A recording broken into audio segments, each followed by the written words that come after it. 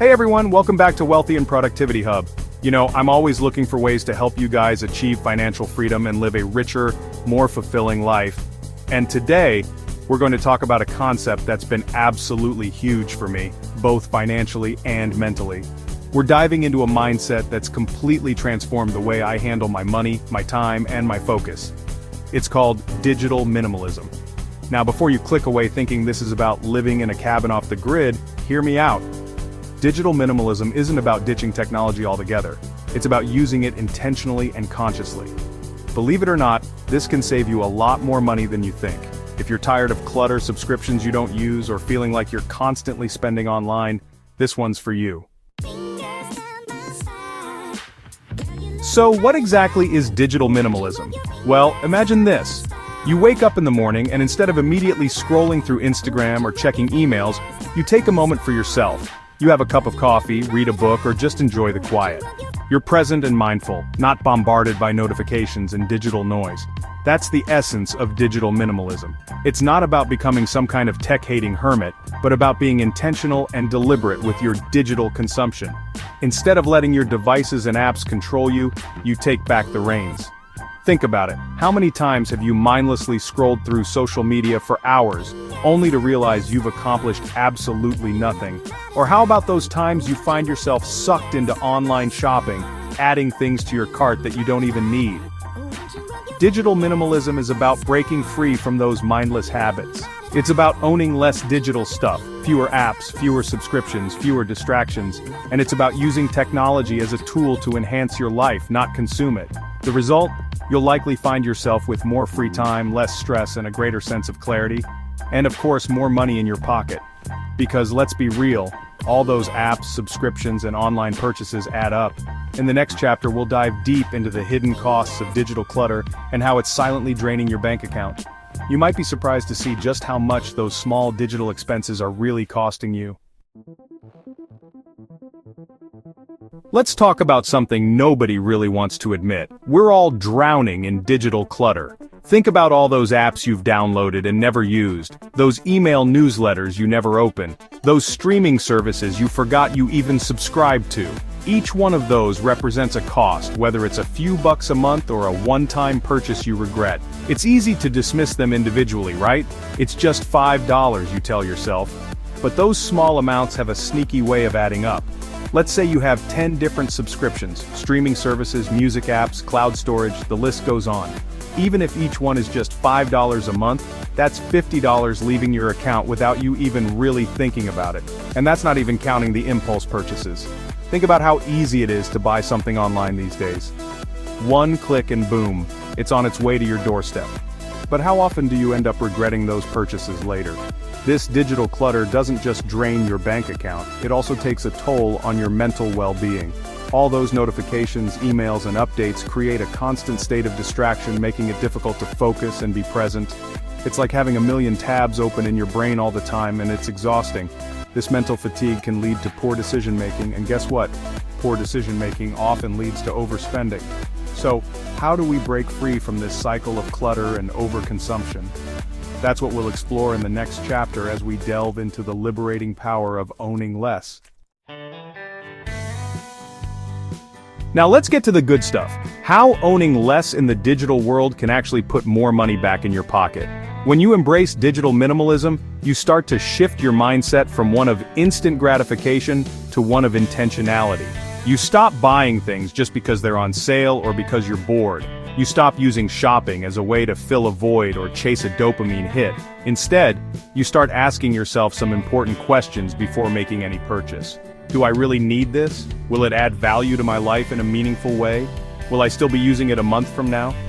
These questions become your filter, helping you weed out the unnecessary and focus on what truly matters. Think about it like this. Every dollar you don't spend is a dollar you can put towards your financial goals. It's a dollar you can invest, save for a down payment, or use to pay off debt faster. Owning less also means you're less likely to fall into the trap of constantly upgrading your devices. Instead of chasing the latest iPhone or gadget, you learn to appreciate what you have and use it until it's no longer serving you. This shift in mindset can be incredibly freeing. It allows you to break free from the cycle of consumerism and focus on what truly brings you joy and fulfillment. And the best part, it can save you a ton of money in the process. But don't just take my word for it. In the next chapter, I'm going to share my personal digital declutter journey and show you exactly how I saved hundreds of dollars simply by owning less. Alright, let's get personal. I want to walk you through my own experience with digital decluttering because honestly, I was surprised by the results. I thought I was pretty good with my money, but I realized I had fallen into some bad digital habits. The first thing I did was tackle my subscriptions. I went through every single one: streaming services, music apps, cloud storage, you name it. And I asked myself that crucial question: have I used this in the past 30 days? If the answer was no, it got the axe. No hesitation. You'd be amazed how many subscriptions we hold on to out of sheer inertia. Turns out I was paying for 3 different streaming services when I only really used one. That's money I could have been putting towards investments. Next up, social media. I love connecting with you guys online, but I knew I needed to set some boundaries. So I did something radical. I deleted all social media apps from my phone for a full month. The first week was tough, I'm not gonna lie. I felt that phantom buzz in my pocket, that urge to check for notifications.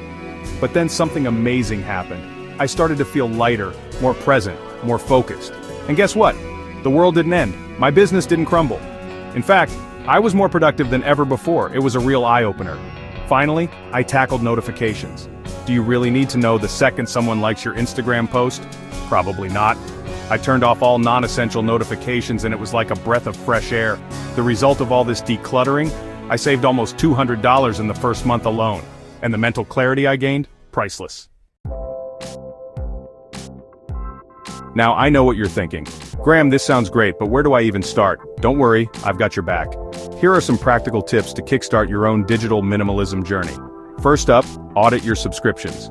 I'm talking streaming services, music apps, meal kits, software subscriptions, the whole 9 yards. Go through your bank statements and identify any recurring charges. If you haven't used it in the past 30 days, cancel it. You can always resubscribe later if you really miss it. Next, set some limits. Smartphones are designed to be addictive, but you can take back control. Use the built-in features on your phone to set daily limits for apps that tend to suck you in, like social media or games. Another tip: consolidate your tools. Do you really need 5 different note-taking apps? Probably not. Choose one that works best for you and stick with it. This minimizes digital clutter and makes your life a whole lot easier. And remember those pesky notifications we talked about? Turn them off. Seriously, unless it's a life or death situation, you don't need to be notified every time something happens on your phone. Give yourself the gift of peace and quiet. Finally, I challenge you to do a 30-day digital detox. Choose one platform or tool that you feel is consuming too much of your time and energy and ditch it for 30 days. You might be surprised by how much you don't miss it. These are just a few simple steps you can take to start decluttering your digital life. Remember, it's not about deprivation. It's about making conscious choices that align with your values and goals. Look, saving money is fantastic, don't get me wrong, but the real magic of digital minimalism goes way beyond your bank account. It's about reclaiming your time, your focus, and your mental well-being. When you're not constantly bombarded by notifications and digital noise, you create space for what truly matters. You have more time to spend with loved ones, pursue your passions, or simply relax and enjoy the present moment. You also become a more conscious consumer. Instead of making impulsive purchases, you think carefully about what you bring into your life, both physically and digitally. This leads to less clutter, less waste, and a greater sense of contentment. Digital minimalism also helps you break free from the comparison trap. When you're constantly scrolling through social media, it's easy to fall into the trap of comparing yourself to others. But when you step away from the digital noise, you create space to appreciate your own unique journey. This shift in mindset can have a profound impact on your overall well-being.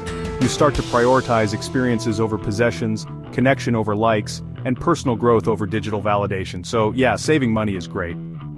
But the real win with digital minimalism is the sense of freedom and clarity it brings to your life. It's about owning your time, owning your focus, and owning your future. And that, my friends, is priceless. So that's how digital minimalism helped me save money by owning less and thinking more. It's not about ditching technology altogether, it's about using it intentionally to enhance your life, not control it. If this video gave you something to think about, drop a like, share it with someone who needs it, and subscribe to Wealthy and Productivity Hub for more content like this. Remember, own your time, own your focus, own your future. See you next time.